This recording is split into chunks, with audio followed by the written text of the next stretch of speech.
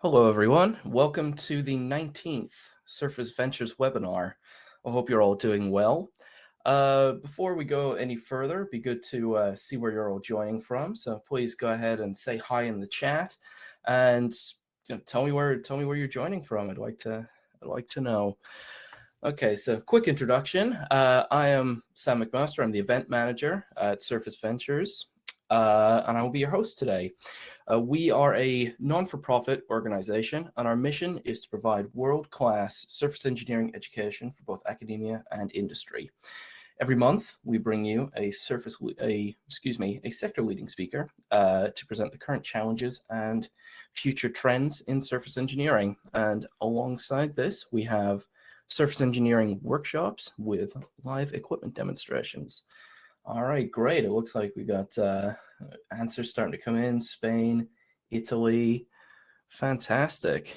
Okay, so today we will be having Dr. Mario Rueda from IMDEA. So I'll just give a little bit quick introduction before and explain a few things before we bring him on stage. Mario Rueda completed his PhD at IMDEA Materials Institute of Madrid in 2021. He worked on the micromechanics of fibre-reinforced polymer composites at high strain rates. Dr. Rueda currently works as a research associate at the IMDEA Materials Institute within the Composite Materials Group. His research interests include mechanics of materials, nanomechanics, composites, and high strain rate testing.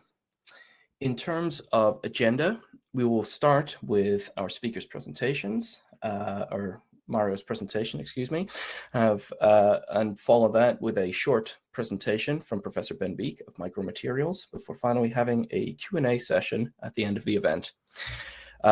With regards to the questions, please type those into the chat and they will be marked for the Q&A sessions. And in terms of length of the event, we're planning to go for about 60 minutes. We will try to answer as many questions as we can within that allotted amount of time. We will be releasing some poll questions to find out a little bit about your research or general interests, as well as some handouts. I'd like to give you a reminder of our website, surfaceventures.org. It features videos of our previous talks, information regarding upcoming webinars, and some information about our team.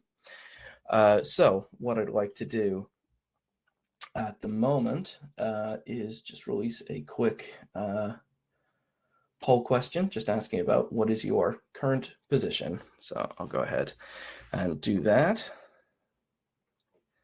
Okay, so I got some little nice mix there, industrial researchers, some PhD students, always good to see.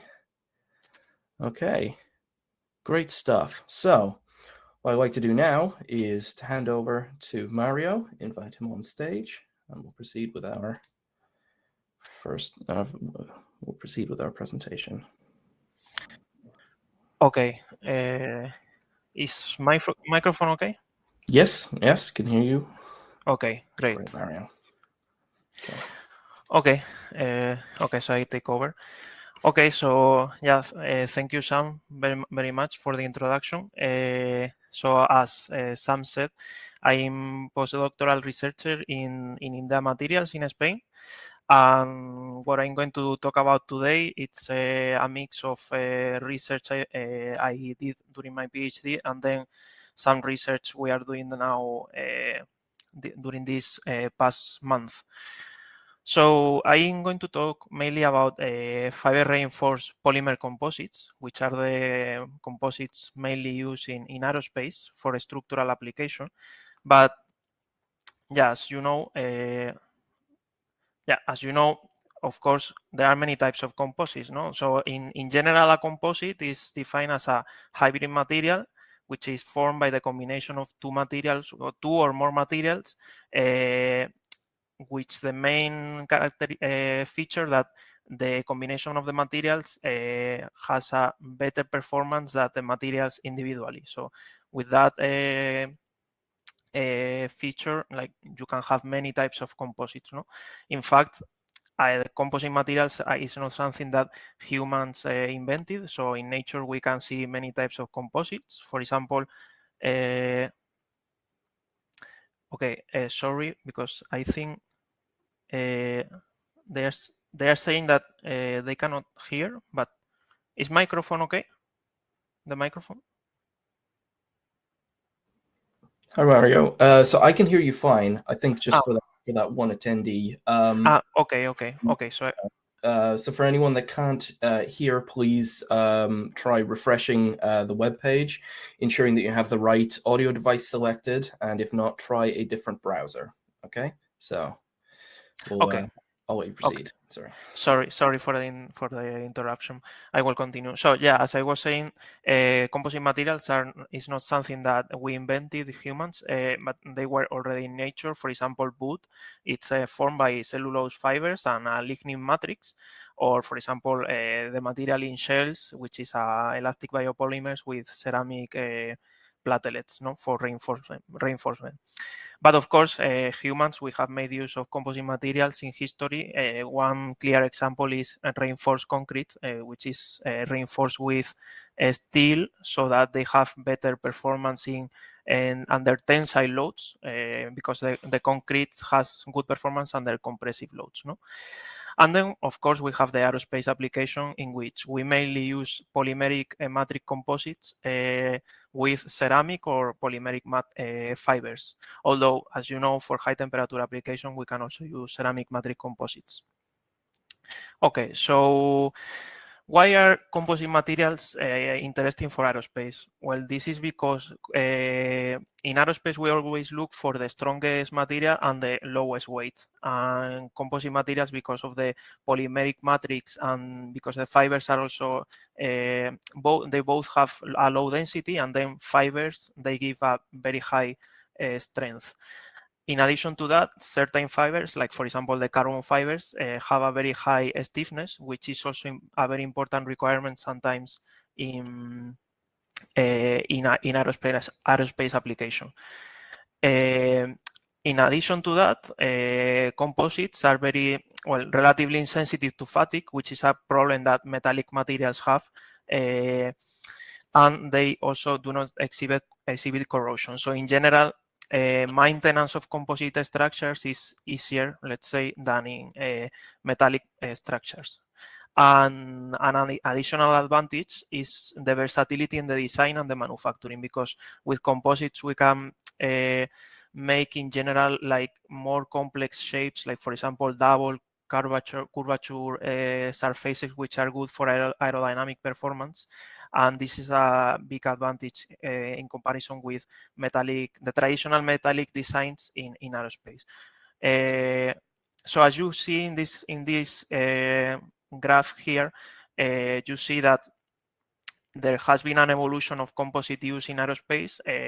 First of all, the early adopters were the helicopter industry and the military aviation. This is because in these industries, performance is a more important requirement than cost.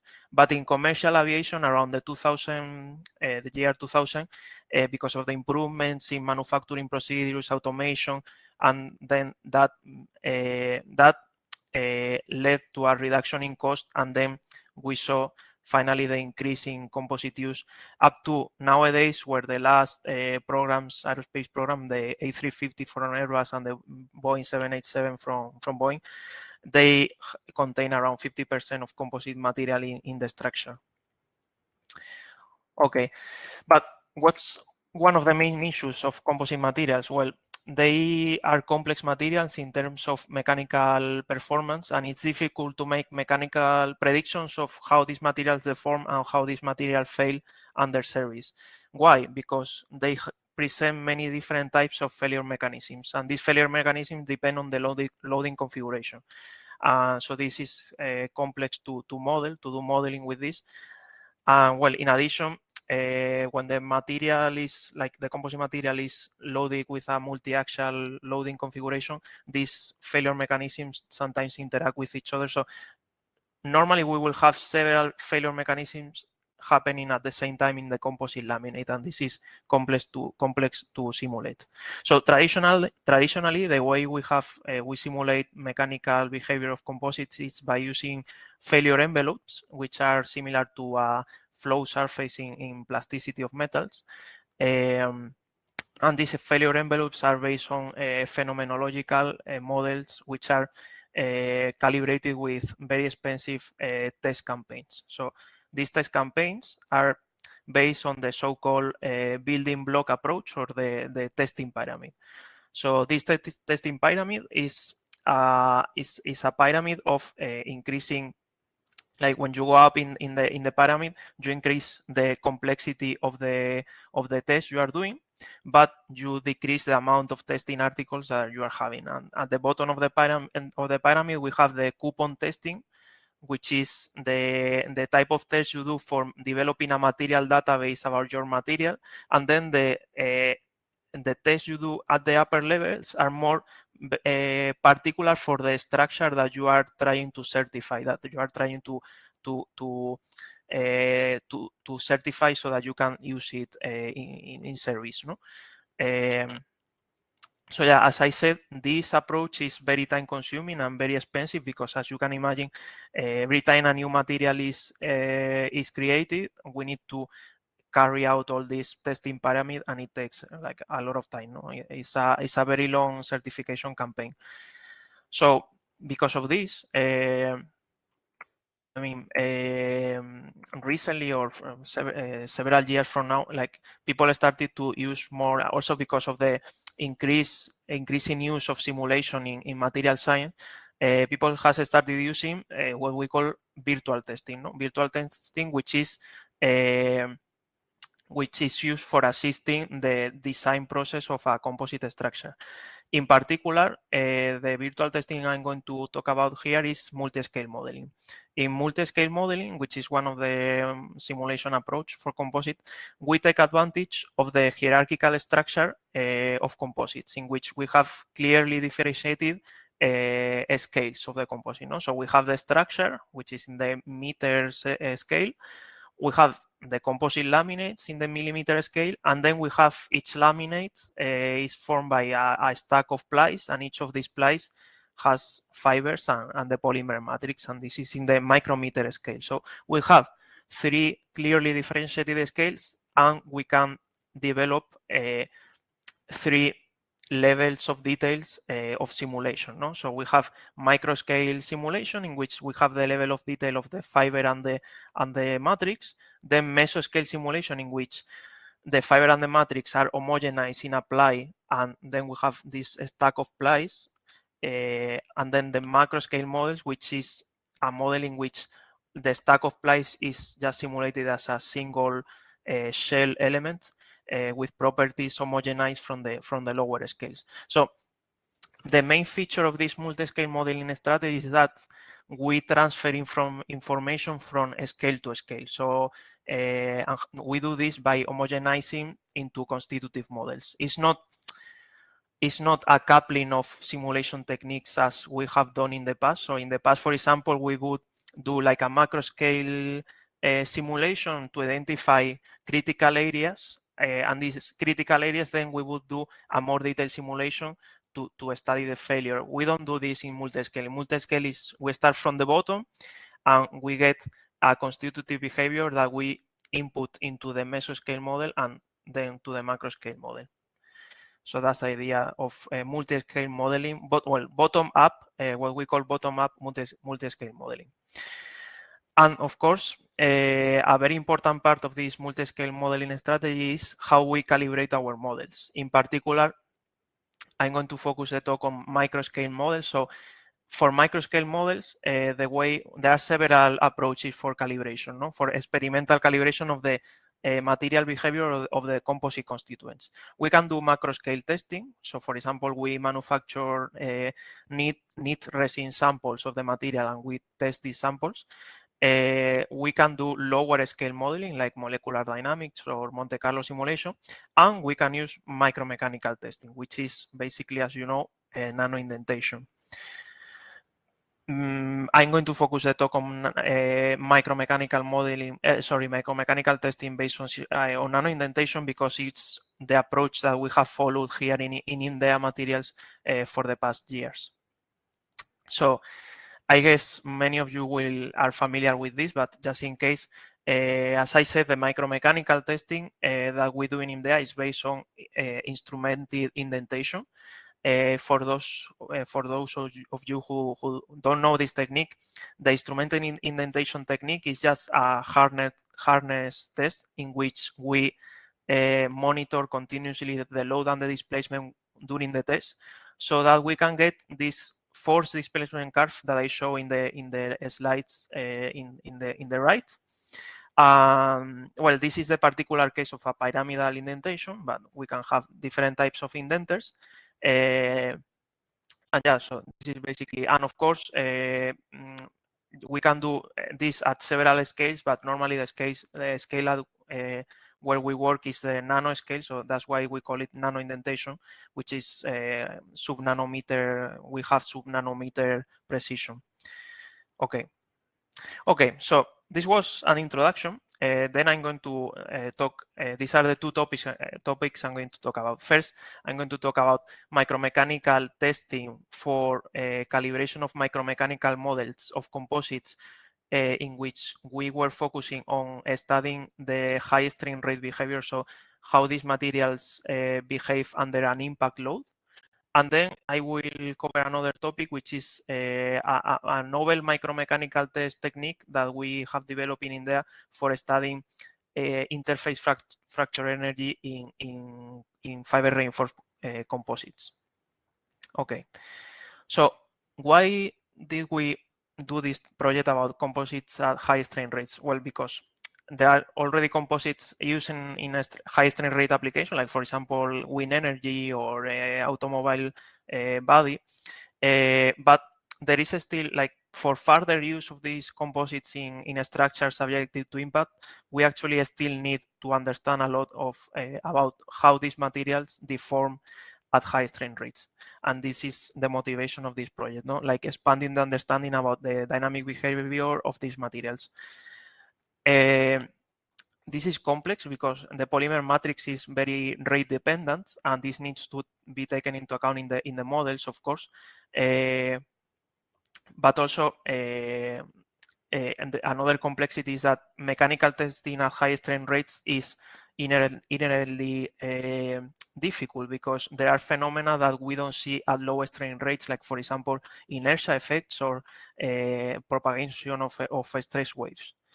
Okay, so yeah, this was the work of Dynacom project, which is the project in which we developed this simulation technique based on micromechanical modeling calibrated with micromechanical testing. Okay, so these are the two materials that we studied in this project. So we chose first a benchmark material, which is the IM7A552 composite. The IM7 is a carbon fiber, and the A552 is an epoxy resin. They are both already flying in aircraft, so they are in service, and it's a very well-known material to industry, and that's why it's ideal for developing new testing methodologies and simulation methodologies. And then because we were interested on the impact behavior, we selected a second material, which is the IM7M91, that has a better impact performance. Okay, and this better impact performance is because of these interleaving particles, so these thermoplastic particles that are positioned in the interleaf region in between plies of the composites. And as you can see in this next slide, this is an example of a low speed impact test at the same impact energy, so 30 joules in both materials. And as you can see clearly, the IM7M91 show a much better impact performance because the delaminated area is much lower. So the objective of the project was to understand why is this happening and answer it with the micromechanical modeling plus micromechanical testing. Okay, so of course we carried out a testing campaign at the macro scale so that we had validation data for our simulations later. One of the tests that we did is the in-plane shear test. It's a very typical test in composites. We have a laminate at plies at plus minus 45, and we do a tensile test. In this case, we did, of course, this test over a wide range of strain rates. We had to use several types of mechanical testing devices to cover 6 orders of magnitude of strain rates. And this is an example of the type of response that we get. As you can see, the in-plane shear stress that we get in the composite coupon increases for the higher strain rates, and this is because of what I told you before, that the polymer matrix is very rate dependent. So when we increase the strain rate, the polymer matrix becomes stronger. Okay, and this is because this is the reason why we have this increase in the shear strength of the material. Okay, and as you can see also, just out of curiosity, like, if you compare the IM7-852 with the IM7-M91, you will see that the failure strain is much higher in the IM7-M91, and this is again because of the thermoplastic particles in the interleaf region. Okay, so just as a summary, as I said, this project we want to study how materials deform, how composite materials deform at high strain rates, and our approach, what we propose, is using micromechanical modeling calibrated with micromechanical testing techniques, which are new micromechanical testing techniques, as I will explain now. Okay, so this will be a summary, because actually John Molina did a talk 1 month ago about all this topic, and he already covered a lot. So this is some summary of the micromechanical testing that we have done. So basically we use the micromaterials pendulum base in nanoindenter, which you have an schematic here in the slides. Because of the pendulum configuration of this device, we can do both low speed nanoindentation, which is the conventional nanoindentation test that we do, and high speed nanoindentation by doing an impact test. Okay, so this is a special feature of this nanoindenter. What we did was to add an additional instrumentation, which was a force sensor, because if we don't have this, it's not possible to measure the real applied force in the material surface. Why? Because of the impact, this is an impact test. There is a very high inertia contribution, and this makes the applied force, the real applied force, much higher than the actuated force in the force actuator. No? And you can see this in these plots in the bottom left. So you see the actuated force in this case is 5 millinewtons, but then you see the peak of actuated force, the measured one, no, the blue one, it's around 80 millinewtons. So you see that there is a quite big difference in between the actuated force and what we really apply to the material. Then another reason to use this force sensor was because even if we could do an estimation of the force, applied force, which is the red curve that you see in the picture, as you can see in the plot in the bottom right, this estimated force leads to a force displacement curve with a lot of oscillation, in which it's not possible to do the typical analysis of nanoindentation test, which is using the loading curve to estimate the contact area and all that, no? That you are familiar, I think, the Oliver Farr approach. And so, because thanks to the force sensor, then we can get this blue curve that you see is much more smooth and closer to what we expect in a typical nanoindentation test. Okay. So in terms of calibration of composite constituents, the constituents of the composite, which are the fibers, the matrix, and the fibre-matrix interface, we have 3 groups of techniques. No, so we have the first techniques for matrix characterization. We have nanoindentation and micropillar compression. Then we have techniques for fibre-matrix interface characterization, which are, well, fiber push-in and fiber push-out, but there are many more, but I'm going to cover only these 2.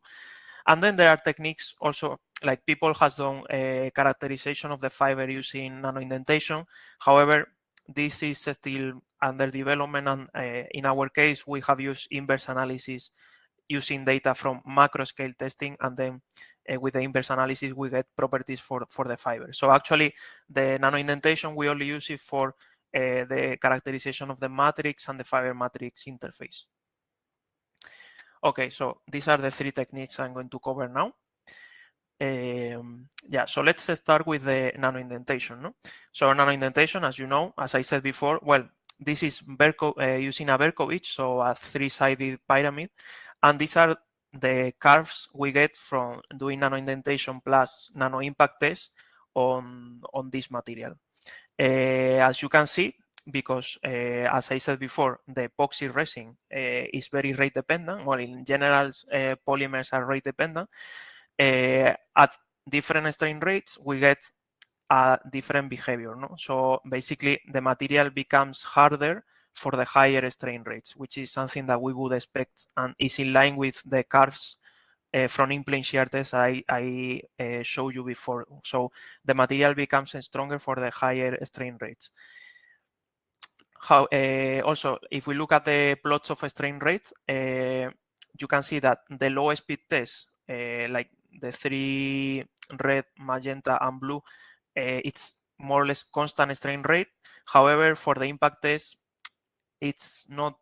It's difficult to get a constant strain rate test because in the impact test, what it happens is that the proof impacts the surface and there is a very high strain rate, and then during the impact, the indenter continuously decelerates until it stops and then rebounds. So that's why the strain rate goes from a very high value to 0 at the moment of like stopping and rebound. Anyways, even if we don't have a constant strain rate, it's still possible to extract properties from here, as I will show later. Okay, so nanoindentation alone cannot be used to extract properties that we can use later from simulation. For this reason, we had to develop also an inverse analysis. So basically, the idea of an inverse analysis is to have an analysis framework in which you input nanoindentation data and you get as an output mechanical properties that you can use for a constitutive model of a material.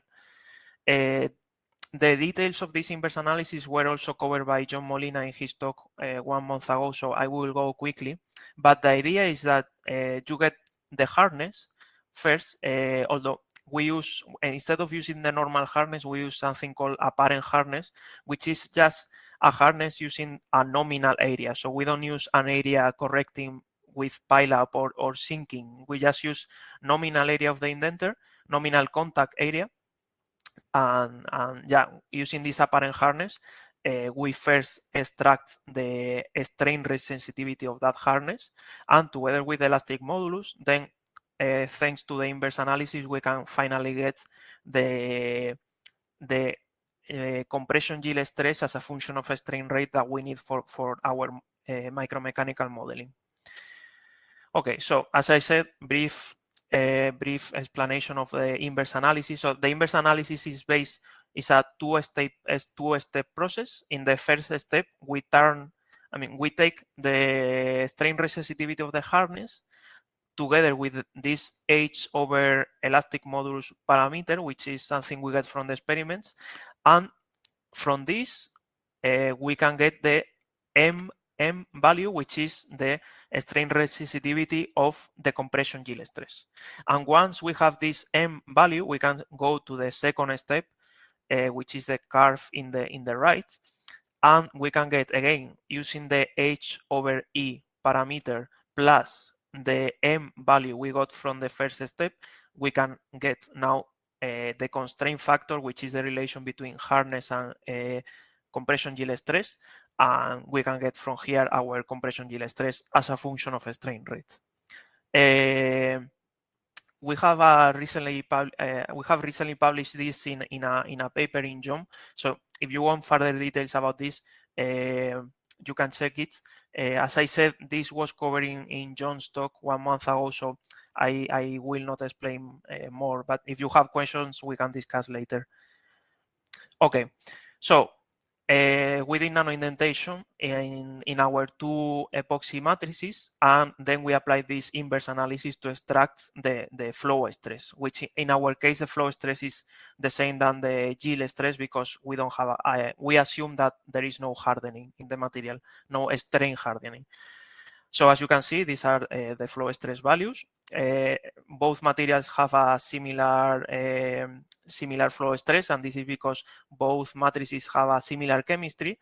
As I told you before, the M91 matrix contains thermoplastic particles, and because of the scales in which we are working, we can actually test the thermoplastic particles alone. So, and we did this, and as you can see, the flow stress of these particles is lower than the matrix. So these particles are softer than the epoxy matrix.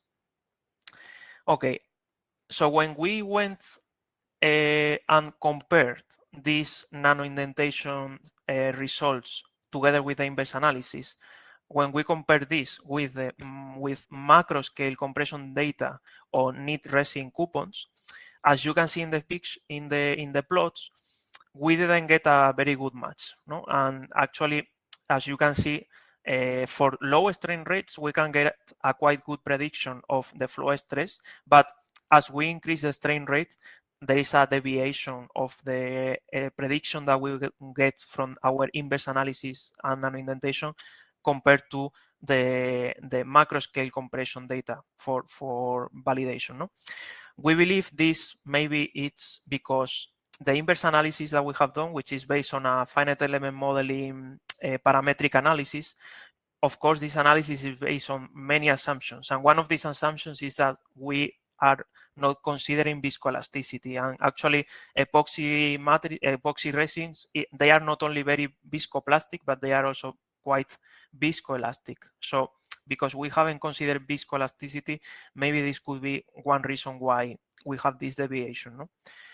But well, anyways, because of this, we develop like a second technique for characterizing the matrix, which is the micropillar compression. I think many of you are familiar with this. So in micropillar compression, unlike nanoindentation, in which we don't have a uniform or like uniaxial stress-strain relation, in a micropillar compression, we actually can have a uniaxial stress-strain relation. And this is because we do fabrication of these micropillars, which in our case, they have a circular cross-section. Yeah, we do this with a focus ion beam using a gallium ion beam. And because of these controlled geometries, when we apply when we do the nanoindentation test, in this case with a flat punch, not a Berkovich, then we can get this, like directly we can get the stress-strain relation of the material. So, and then now in this case, if we compare with the macro scale compression data, as you can see now, we can get a much better match between the micropillar compression and the macro scale compression data for validation. As you can see, if we look at the Hexel M91 epoxy resin, which is the one with the thermoplastic particles, in this case, because as I told you, we are in the scales in which the scale of these thermoplastic particles, we can actually do micropillars in areas where there are no particles. So this allows us to directly prove, directly test the behavior of the epoxy resin without the influence of the particles. However, we cannot do this at the macro scale. So as you can see in the M91 results, the macro scale compression results, they show a bit lower flow stress. And this is because in the macro scale, you have the homogenized response of the epoxy plus the thermoplastic particles, which are softer, and the homogenized response is like a lower flow stress than just epoxy matrix. And this is actually what we can do with micropillar compression. We can test just epoxy matrix, and as you can see, we get the higher flow stress, which is what we actually need for the micromechanical modeling. All right, so yeah, this was like matrix characterization, and as I said, and the other component that we characterize is the interface, the fibre-matrix interface. So you will find in literature many types of interface characterization techniques. They are mainly separated into groups. One group is the situ techniques, which are techniques in which you fabricate a specific sample for doing the test. However, in the in situ techniques, you don't have to fabricate a specific sample, but you just take your composite laminate and you extract a piece from there, and you can directly test the interface in that material. The advantage that has is that you can directly test the material that you are using for your real application, because in the situ test, your sample is not representative of your real situation. Okay. So in situ techniques, there are several. It's not only push in and push out tests, but push in and push out tests, they are the most common, and is what we use in India. So the pushing test is basically to prepare a sample, like typical sample for microscopy, like with a polished surface, and then you push the fiber inside the material surface using again a flat punch, and you get this force displacement curve, which is linear until a point in which non-linearity starts, and this is the point where interface debonding starts happening. In the push-out test, something similar happens. So we push the fiber inside the material surface. The difference is that in this case, we have a much thinner sample that we obtain just by polishing a lot. And the big difference between both is that in the push-out test, because the sample is very thin, we get a full debonding of the interface, so we can directly obtain the interface shear strength. In the pushing test, because we don't know how much surface has been has debonded, we don't know. We don't know. We cannot extract directly the interface shear strength, but we need to use actually finite element modeling and again develop an inverse analysis. But of course, as you can imagine, pushing test is simpler to do because the sample is much easier to do. We don't need to prepare a very thin sample, which, as you can see in the push-out test, needs to be just few microns thick. So it's a challenging sample preparation procedure. Okay, so because of this, basically we selected actually the pushing test because the sample preparation is easier, although, as I said, you need to rely on finite element modeling for the extraction of interface properties. But this is actually something that has been done in the past, also in India by previous researchers. And yeah, so as I said, from the pushing test, we get this critical load in the point where the curve becomes nonlinear, and from this critical load and the inverse analysis methodology based on finite element modeling, we can get the shear strength, which I show in this table. You see the two shear strength values for the interface of the two materials. It's quite similar, but this is expected because the fiber is the same and the resins, as I said before, have similar chemistry. So it's logical that we get a similar interface strength. Okay. We try to do this test also at high strain rates, as in the micropillar compression and conventional non-indentation.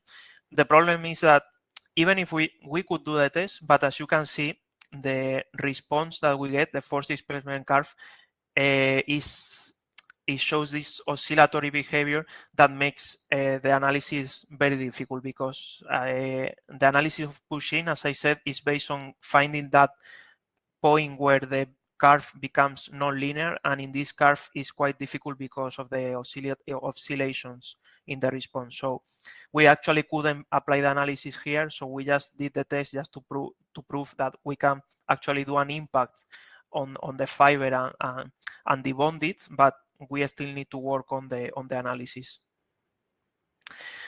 Okay, so just as a sum up, yeah, so I have explained so far the micromechanical testing techniques that we have developed here in India for characterization of the matrix and the fibre-matrix interface over a wide range of strain rates, although, as I said before, in the case of the interface, we have only tested, we have only values for low speed, for the low speed case, but we could do the impact test also.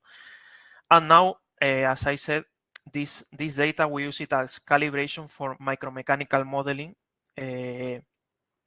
to now like simulate the behavior of the composite ply. Okay, so this micromechanical modeling is based on what is called the representative volume approach. So what we do is we develop a representative volume element of the composite microstructure, and this representative volume contains three types of material models. It contains the material model for the fiber, for the matrix, and for the fiber-matrix interface. Then we also need like a microstructure generator algorithm that generates a random microstructure that is representative of the composite, and we do this with a tool that we have developed in India. It's called Viper. And of course, we also need periodic boundary condition that ensure displacement continuity in the edges of the representative volume. And the idea is to get from these micromechanical models to get the stress strain curve that we can then compare to the macro scale test for validation. Okay, so as I said, there are three types of material models in the RBE.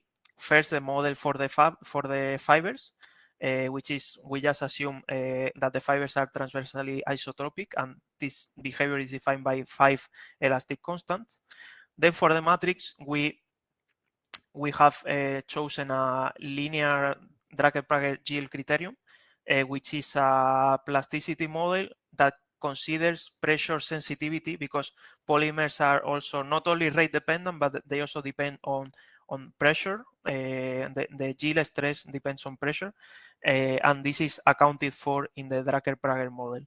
And finally, for the fiber matrix interface, we use the cohesive interfaces, which are defined by attraction separation law, like the one here in the picture, in which we have first the strength, which is the maximum stress, and the fracture energy, which is the area beneath the the area enclosed by the curve. Okay. So as I said, we have some data that we get from micromechanical testing that we use to calibrate this model, and this data is first the strength value for the interface that we got from pushing testing, and then for the matrix we have the compression yield stress that we got from micropillar compression. The rest of value we get either from inverse analysis from macroscale tests, like for example the fibers, or from literature data. Okay, and now I will show you results for an in-plane shear, a virtual in-plane shear test that we then compare with the in-plane shear test that we did at the macro scale that I showed you at the beginning of the talk. Okay, so these are the results for the simulations and the comparison with experiments. So the experiments are the shadow area, and the simulation, there are two types. There is a simulation with the full line, which is using the interface model that with the properties from the pushing test. And then we have also included simulations assuming a perfect interface. So this means there is no damage in the interface. The interface doesn't fail. As you can see, at low strain rates, we get a good match between the simulation and the experiments. And then for the models with a weak interface, but as you can see, for a perfect interface, we could the simulation shows like a stronger behavior. This clearly means that at low strain rates, the interface is failing, and that's why a perfect interface model doesn't properly represent the behavior of the experiment. However, we have an interesting change when we look at the two higher strain rates. Strain rate cases, because in these two cases, as you can see in the plots, it's actually the simulation with the perfect interface, the one that better represents the interface behavior. So what this suggests is that actually the interface is quite rate dependent also, but as I said before, we couldn't quantify this with the pushing test. So this is future work, like characterizing properly the interface over a wide range of strain rates, so that we can actually prove that at a high strain rates the interface becomes much stronger, and that's why at high strain rates the simulation for perfect interface, so no interface failure, much better the experiments. This also means that at the two higher strain rate cases, the failure is mainly dominated by matrix plasticity rather than interface debonding. And this is actually something that we have corroborated with SEM imaging of the fracture surface. So at low speed, you see this typical morphology of like the fiber surface, which comes from the bonding of the fiber matrix interface. So we get this surface in which we don't have, we just have the fiber surface, no, that has debonded. However, at high speed test, we see a much rougher surface, which is typical of a matrix of matrix cracking. So in the high speed test, the matrix is highly deformed, highly plastically deformed, and then it breaks, and this leaves this type of rough surface, which is very different compared to the low speed test. Okay, and then now if I go to the two materials, because the result before they were only for the IM785I2, if I go to the two materials, you can see that also for the IM791, we get a good correlation between the simulation and the experiments. In this case, I'm only including now the cases that better match the experiment. So in the two high strain rate cases, it's the perfect interface, the simulation with the perfect interface, and then for the low speed is a simulation with the interface with properties from the pushing test. Okay. So yeah, as a summary, we have modified a commercial nanoindentation instrument, adding a force sensor so that we could get a force displacement curve from nanoindentation tests at high strain rates using an impact test. Then we have developed a finite element modeling based inverse analysis to extract material properties from the from the nanoindentation test, which we cannot do directly. And then in addition, we have developed two more tests, which are the micropillar compression test at high strain rates. In this case, we can get directly the mechanical properties we needed, and the fiber pushing test, which in this case there is still work needed because we need to see if we can analyze the data as it is, but doing an impact test in the pushing configuration is clearly possible, as I show.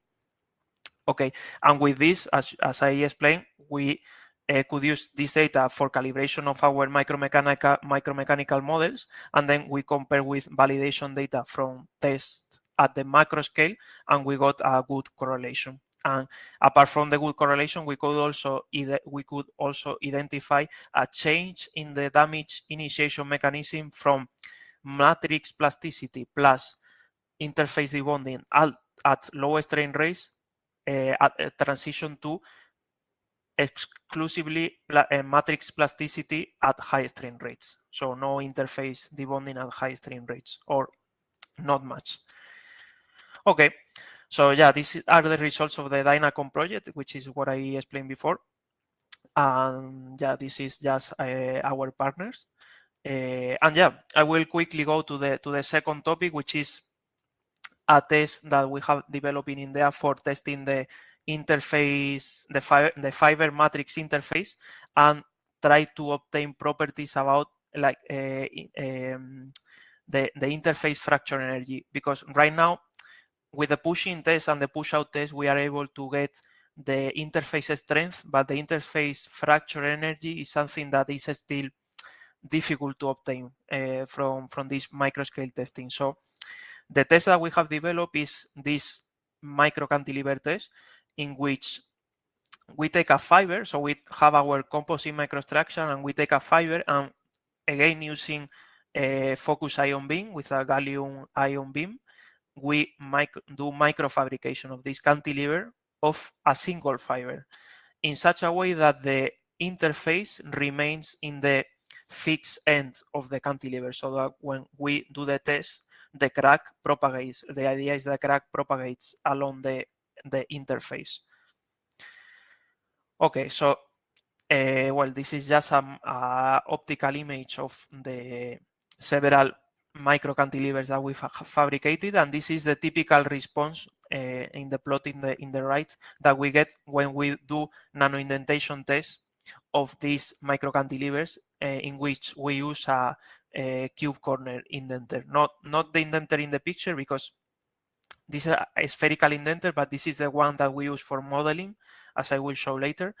But in reality, we use a cube corner. So we get this response. As you see, it's a cyclic loading because we prefer to do cyclic tests so that we could obtain an evolution of the stiffness of the microcantilever with the with crack length, as I will show now. Yeah, so this is the test. So the first thing we did was trying to do analytical modeling. So as I said, with our cyclic force displacement curve, we can get this plot in the bottom, which is an evolution of the stiffness with crack length. So in each cycle, we calculate the stiffness, the unloading stiffness, and we get this evolution. So when you see that the stiffness starts decreasing, that means that the crack has initiated and it starts propagating. From this evolution of stiffness, making use of the Euler-Bernoulli beam theory, that's why it's analytical modeling, we can get an estimation of the crack length, because unlike macroscale testing, we cannot have a direct measurement of the crack evolution. So we have to do an estimation, and we do it with the stiffness. And then once we have our crack length and our force displacement curve, we can then calculate the interface fracture energy, which gave us these values, which, as you can see, compare more or less well with values we have been using in micromechanical modeling in the past, based on literature. So as you can see, for mode 1, the normal opening mode, it's 0.002, the value we normally use, and we get 0.011. We believe this value that we get is a bit higher because actually we don't have a completely unique mode 1 opening, but we have a mixed mode. Actually, we have mode 1 opening plus mode 2. So because of this mode mixedity, we get a bit higher value compared to what we normally use, or what we would expect of mode 1 opening, crack opening. Okay, and because of this, because of the mode mixedity, actually, now we are trying to rely on finite element modeling to try to see if we can extract from this mixed mode fracture energy that we get, if we can try to extract just the mode 1 and the mode 2, so separate both values. And from this modeling, well, again, we use finite element modeling using Abacus, and we have developed this test that represents reality, I mean, almost all aspects of reality. So for example, the fiber anisotropy, a matrix region at the fixed end, which adds compliance actually. Then also, for example, errors in the positioning of the indenter, we can also take into account. So basically many things that we cannot take into account in the analytical modeling. And yeah, what we are doing right now is doing parametric analysis of using finite element modeling, as you can see here. So here we compare what happens if we change properties of the mode 1 opening compared with what happens if we change properties of the mode 2 and mode 3. And as you can see, both if we change mode 1 properties or mode 2 and 3, we have an effect in the force displacement curve. So this means that, as I said, actually there is a mode mixedity in this test. It's not a pure mode 1 crack opening. Okay, so this is what we are now trying to work on, so that we can try to isolate the mode 1 and get properties of the mode 1 fracture energy. Okay, so yeah, just yeah, this is a project that is funded by the Air Force Research Lab. Yeah, these are our partners in this project. It's an ongoing project. Okay, so yeah, this is everything from my side. Thank you for your attention. I hope you like it. Well, I think now Ben will give a short talk. Thank you. Okay, thanks, Mario.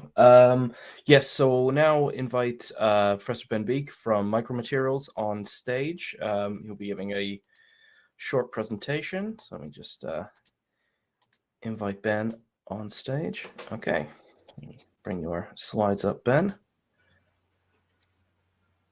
There you go. So we'll have a quick Q&A session following Ben's presentation. Thanks very much for the intro, Sam. Thanks very much, Mario, for a great talk there. So this is just really just a few slides where I'm just going to highlight how the capability in our nanotest vantage system for doing the type of test that Mario has just described. So the configuration that we would need to do these quantitative high strain rate mechanical properties for composite materials. So the Nano Impact module has been in the Vantage system for some time, and it simulates these very high strain rates compared to quasi-static indentation, and allows us to really get these very high energy densities. So it allows us, as well as looking at high strain rate properties, also to generate cracks in systems, and that can be particularly useful for looking at coating systems, looking at rate-dependent fracture and things like that. So there are some metrics in the standard analysis. So the velocity in, velocity out is a coefficient of restitution. So that's a parameter which is related to the dynamic hardness to modulus ratio, and the kinetic energy in divided by the kinetic energy out. That is another ratio, that fractional potential energy, which is also sensitive to fracture. So you can look at how that ratio changes with a number of impacts, and you can really highlight exactly which impact is responsible for fracture. And then just on the right, there's just an example of looking at energy damping at 3 different coatings. Very different behavior there. So the nanotest vantage system is a multifunctional tool. So it combines the ability to do a range of different mechanical tests at the nano and micro scale, and a range of different micro tribological tests. So Mario highlighted indentation and impact, but he also talked about fiber push-in, cantilever bending, fiber push-out. All of these things are possible with the system. We can also do scratch tests, nano fretting tests, nano wear tests, reciprocating wear tests, and do these tests in a range of different test environments and a range of different both temperatures and also moistures, but also combine them with multi-sensing capabilities. So these multi-sensing capabilities for things like monitoring electrical contact or acoustic emission while we're doing the tests, that can be very useful again in providing us additional mechanistic information. And what Mario highlighted particularly was the benefit in impact in instrumenting the test with an additional force sensor. So this additional force sensor allows the ability to get these full load displacement curves from these dynamic tests.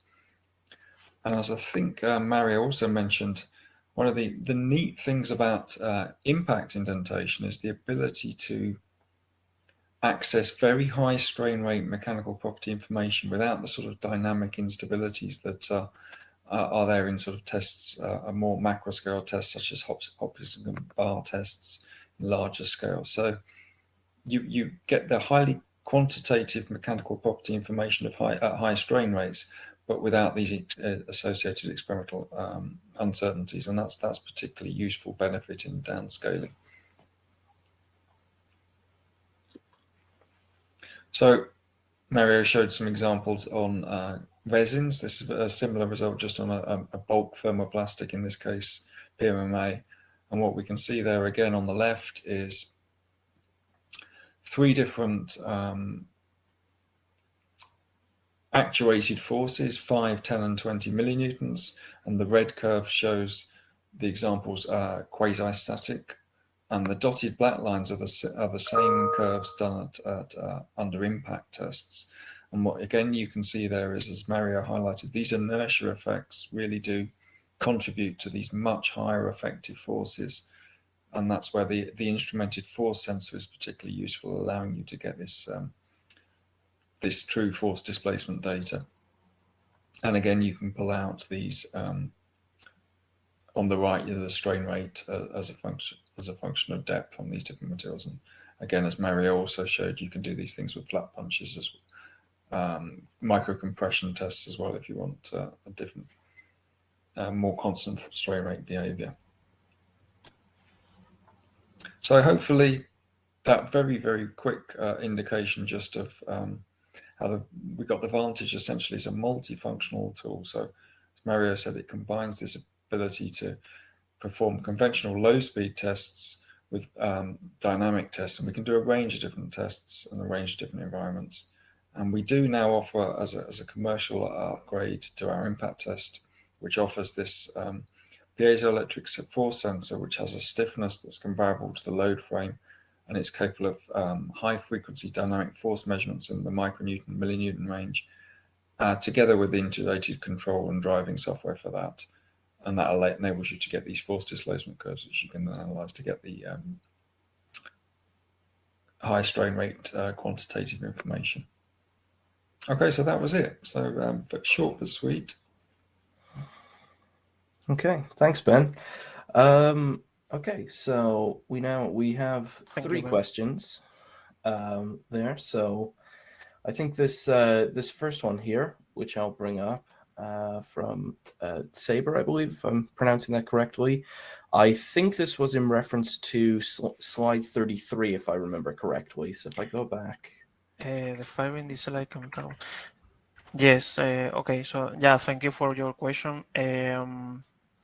Yeah, I mean, in general, okay, yeah, this is carbon.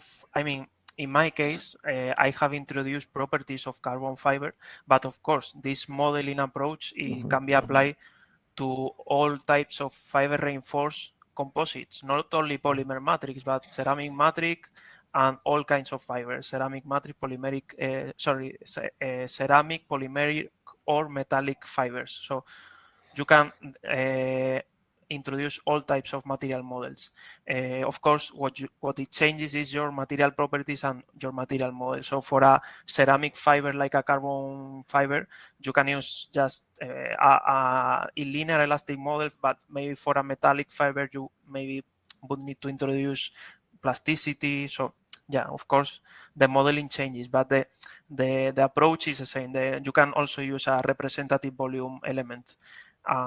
Also, the micromechanical test techniques are also applicable. So you can use push in, push out, micropillar compression for different types of matrices, not only polymeric, and different types of fiber, not only carbon fiber. Okay. Thanks, Mara. We have another question here from Giuseppe, who says, I have, excuse me, I have thermoplastic low stiffness fibers in my composite. Is the push-in test to characterize the interface properties suitable for such soft fibers?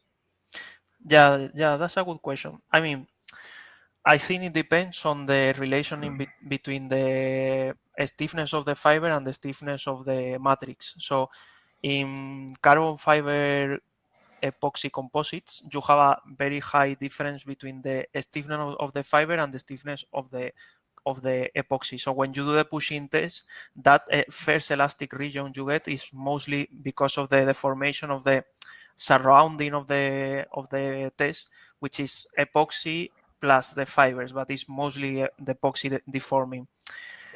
Yeah, if your fiber is much softer, of course you will have elastic deformation, but I think that shouldn't be a problem for the push-in test. It would be a problem if you have permanent deformation of the fiber, because if you have plastic deformation of the fiber, you might have, in the push-in test, I said that you need to calculate this critical load where the nonlinear part starts. So when you have plastic deformation of the fiber, you might have a nonlinearity overlap with the non-linearity due to the debonding. So it will be difficult to separate both behaviors. So I would say that if, as long as you keep it in the elastic region, I think if you test soft fibers, maybe you should also get good results, I think. But I haven't tried. I haven't tried thermoplastic fibers. Okay, we have one, this final question from Raja here. He says, nice talk, Mario. Thank you. Can you use your FEM models to inverse estimate the rate dependence of the cohesive properties of the interface? Yeah, this is a very good question. Yes, we could do that. So we could basically do a parametric analysis in which we introduce several interface properties and we see what gives a better match of the experiments. However, the idea of this is that we can get the properties from the microscale testing, calibrate our models, and our models should deliver results that are comparable with our validation data. So, of course, we could do what you say, doing an inverse analysis using our RBEs to extract the interface properties, but it's not the idea of this kind of approach. But thank you. Okay, I said the last question there. We have one final one from Ray here, who has a couple of questions rolled into one. We'll tackle this one, and then we shall we'll wrap the event up. So Ray says, thanks for the presentation, Mario. Excellent work in slide 28, which I'll move to now. There we go. Yes. Does the thickness of the sample influence the shear strength of the interface, and how do you determine the thickness and correlate to the FEM simulations? If this question is related to the pushing test, no, the thickness of the sample doesn't influence the results because the thickness of our sample is a scale above the scale in which you do the test. So the sample is few millimeters thick and your interface debonding is just a few micrometers, which is the problem of pushing tests because we don't know how much surface is debonded, and that's why we need to use finite element modeling. If the question is related to the push out, then yes, of course, the thickness of the layer of the film, I mean the sample, the micro sample, will have an influence, yes, because if the sample is very thin, you might have a lot of bending, but when you do the test, but if it's very thick, you might not have full debonding. So it's a trade-off of avoiding bending with having full debonding in the push out. Yes. Do you want to say something about the relationship between the fiber width and the thickness? Oh, the fiber. Excuse me. What? The fiber? Well, what? The thickness of the sample for these for the push outs. Relate to the fiber. Yeah. I forgot to say that there is a relation. Yes. Normally, for push out testing, we need to do samples that are in the order of 2 to 3 times the diameter of the fiber. So if our fibers are 5 microns thick, 5 microns diameter, our sample should be around 15 micrometers thick.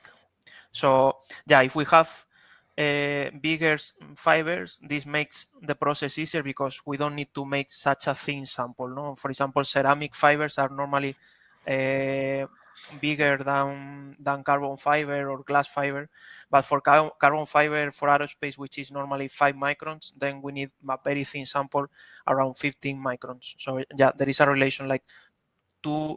It needs to be like 2-3 times the thickness compared to the diameter of the fiber. Yes. Okay.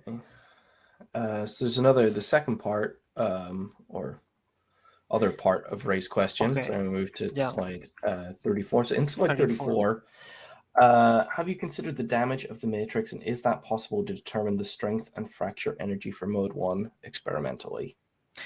Yeah, this is a very good question. I haven't considered that in this case because we were interested on the high strain rate behavior. So it was already complex to introduce a strain rate sensitivity, and we kept the modeling to the plasticity. We didn't model fracture, but in IMDEA we have experience with modeling fracture of the matrix. So introducing a fracture model together with the plasticity model in the matrix.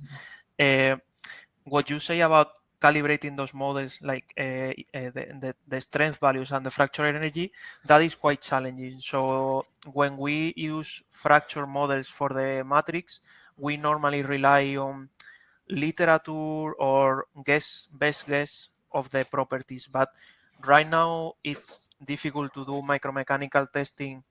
Micromechanical fracture testing of the matrix. You could do, for example, a micropillar test with a pyramidal indenter and do a pillar splitting, or you could do.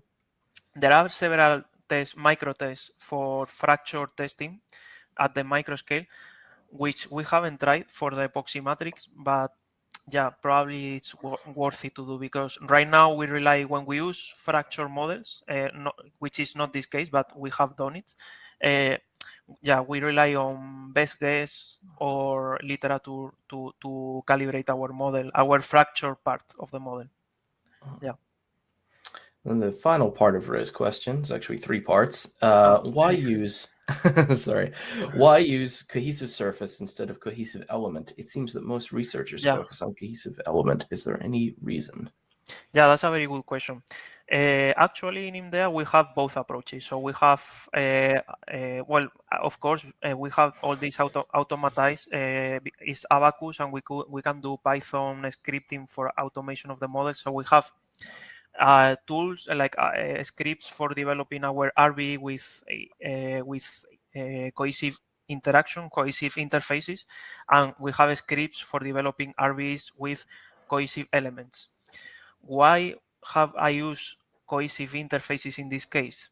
It's something that I haven't talked about because it was too much information maybe, but it's because with cohesive interface, we can introduce friction, which in Abacus, if we want to introduce friction in a cohesive element, we would need to do like a user material subroutine for the material model. So we couldn't, if we want to introduce friction plus fracture, we would need to develop our own interface model. And we didn't want to do that. We wanted to use library models from Abacus. And that's why the only way is to use an interface, a cohesive interface, not a cohesive element.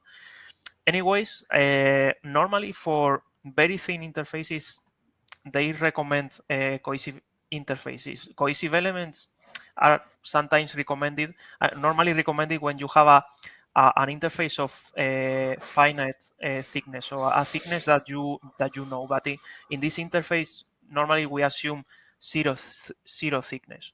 But cohesive elements are also normally used because they are also computationally cheaper than cohesive interfaces. Cohesive interfaces are more expensive computationally. But thank you. It's a very interesting question. Yes. Okay. Thanks, Mario, and thanks to everyone for those questions. Some very detailed answers, Mario. Thank you very much. Thank you.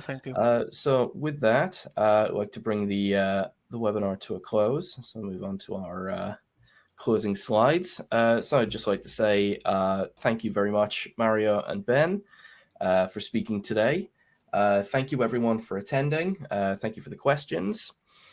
Would just like to highlight, please do visit the Micromaterials website and their LinkedIn page as well. There's some great information on there. Very interesting to read. So please go ahead and take a look at that. Please do look at the Surface Ventures website. We'll be organizing our next event on the 28th of April, beginning at 3 p.m., which I can share the registration link for now. Please go ahead and click on that if you would like to register. for that. Our website will be updated soon with the registration link for that. So while you're on our website, please do feel free to sign up to our mailing list. You'll get the latest on our events, and do also take a look at our LinkedIn page. We have our fortnightly newsletter, Modern Surface. If you sign up to our mailing list, you will receive this. And finally, I would just like to say thank you all for your support. Thank you to Micromaterials as a partner for this webinar. And to the audience, please, we would like to ask you to tell your colleagues about us, or anyone else you think would be interested. So it'd be great for us to continue growing. But for now, thank you very much, everyone, and I hope you have a great rest of your day. Okay. Thank you very much, Sam, for the invitation. Thanks, Mario. Okay. Yeah, thanks, Mario. Okay. Thanks. Thank you, Ben. Thank you. Okay. Okay. Bye. Bye-bye. Bye-bye. See you.